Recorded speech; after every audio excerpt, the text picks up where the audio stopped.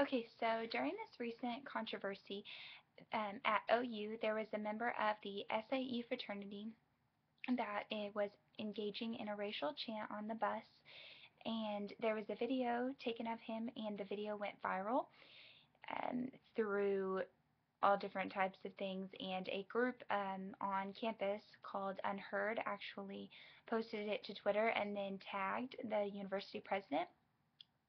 So essentially the video went viral, and then the school and the president, obviously outraged, they took matters into their own hands because there was so much media coverage. The whole entire situation blew up, and there were a lot of people hurt by this um, whole entire situation. So recently, this situation has calmed down. Attorney Stephen Jones represented the fraternity and reached an agreement that there would be no further expulsions, because originally the fraternity was banned and the president expelled all of the fraternity members of SAE and told them that they had so many hours to get off campus and that they didn't deserve to be a student of OU, let alone like be an SAE fraternity member.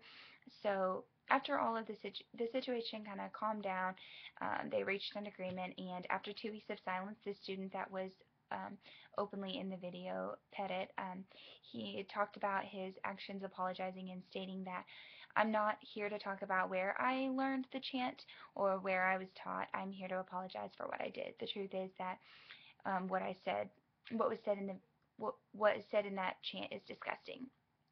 So 14 black pastors and politicians actually embraced what the SAE member said.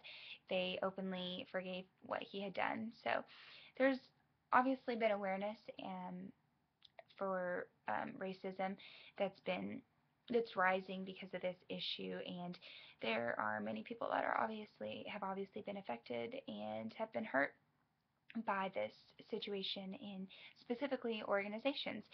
So some organizations that were affected include SAE, the SAE chapter in Oklahoma, the university itself, the black community in and out of the university, more specifically groups such as Unheard, um, the national office of SAE.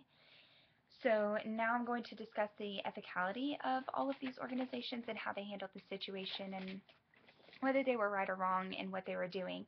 So Cheney and Tompkins draw on Kenneth Burke's concept of identification as as central to persuasion. So they modified Johnston's. They also modified Johnston's four ethical duties and to become guardedness, accessibility, nonviolence, and empathy. So when talking about these four ethical duties and analyzing them, I came to a conclusion that the OU SAE chapter was unethical.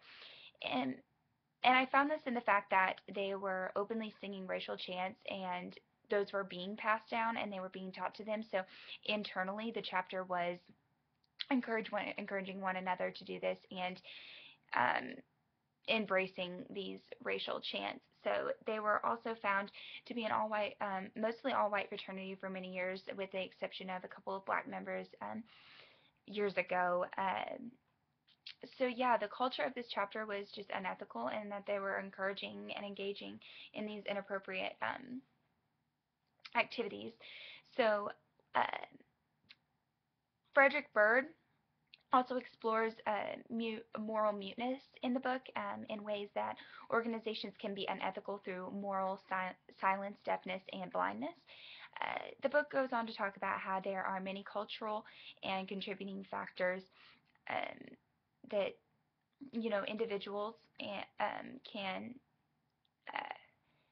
partake in unethical acts. So these can include self-interest, a weak moral conscience, fear of additional interactions, and many more. So all in all, the people being afraid of opening up to other ideas and letting past experiences influence their opinions. And I feel as though that was obviously seen a lot in this situation, and it was definitely seen in the fact that the chapter um, was videoed and that they were blatantly expressing their negative opinions about the black community, and also just letting all of these individual opinions create these unethical acts and thinking about themselves and their and um, not relying on their moral conscience. So there are also organizational contributing factors into this situation, and the book goes on to say that there are structures, policies, and norms that discourage and penalize ethicality. So I feel as though, again, as I talked about before, that's obviously seen in the fact that this chapter is encouraging one another to partake in these activities, and they're discouraging ethicality in the fact that they want these members to, you know, you know, partake in this chant. They were happy whenever they were singing it. They didn't look like they were being forced to be or to be partaking in the activity, and maybe it was a drunken act, but they definitely were encouraging one another by being loud and saying these racial things. So the book states that moral silence is actually avoiding includes avoiding whistleblowing on abuses, misconduct, or violations, whether legal or ethical, not voicing objection to policies or agreements that are ethically questionable, and not discussing aspects of decisions that are um, actually are ethically debatable. So, what moral silence I felt in this situation was really seen with throughout the culture of the SAE chapter.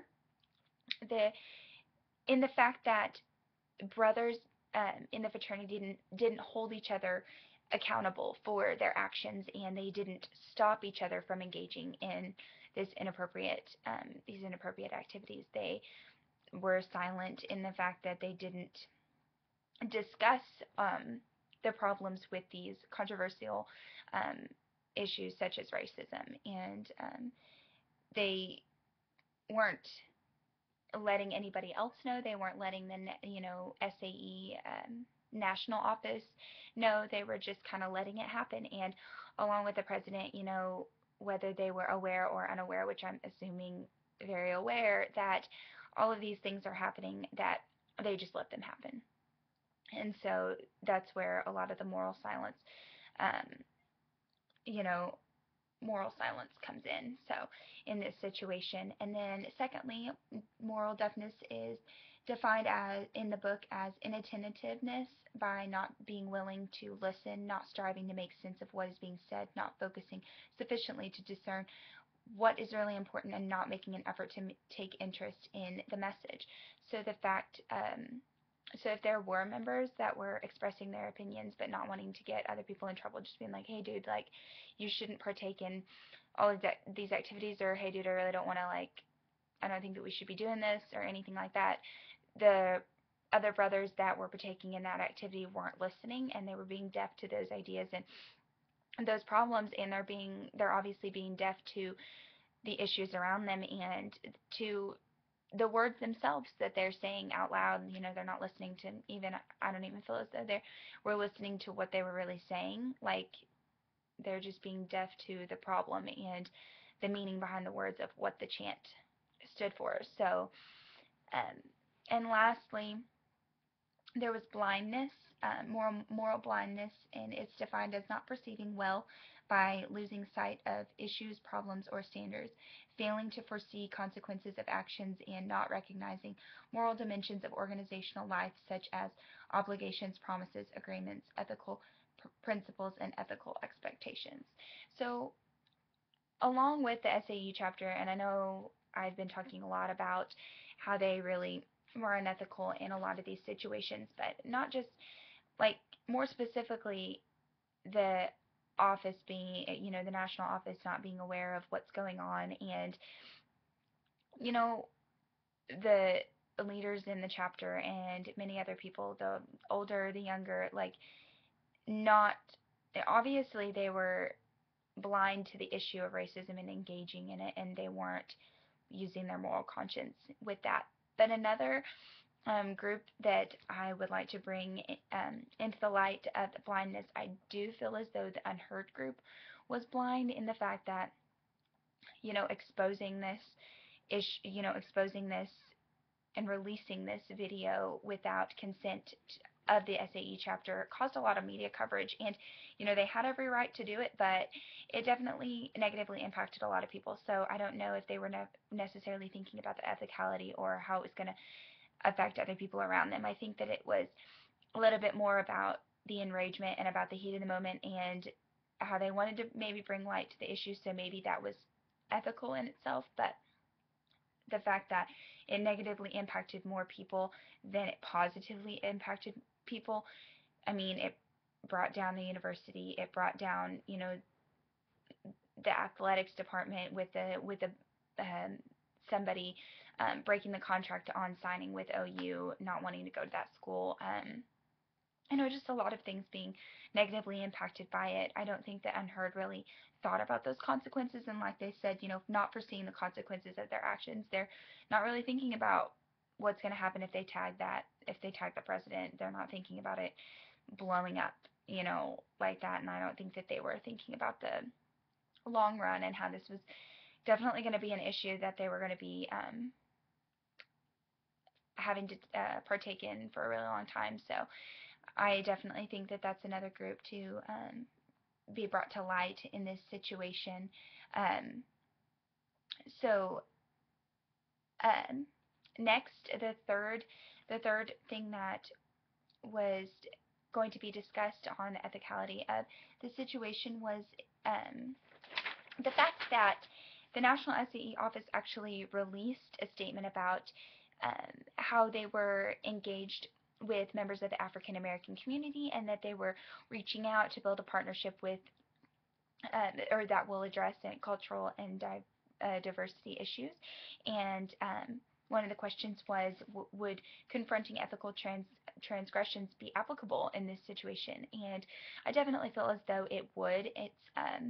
There are many stages to confronting ethical transgressions that are more confronting, and that's going to be, I definitely think that will have a positive impact on this situation, and it's going to be kind of like a different route to go, considering that you know racism in itself is a controversy, and a lot of people don't want to talk about it, but it is something that should be confronted. And then SAE National Office could address these problems and really get an insight and figure out the problems and where they're rooting from in this specific chapter, because I definitely think that the brothers of that fraternity are going to feel loyalty to the national office, and maybe, national office knows more than what we're going to know. Maybe they know a little bit of the secrets. Maybe they know some of the chants. Maybe I don't know, but maybe they're going to have a little bit more insight on how to fix and tweak this problem. And so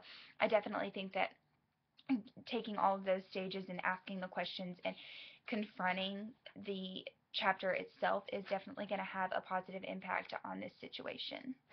So, all in all, I think that this situation had a lot of ethical boundaries that were broken, with many organizations, including, SAE as a whole nationally, and the chapter itself, and um, even the unheard group. So it's a pretty sticky situation, but I think that I covered everything that I needed to.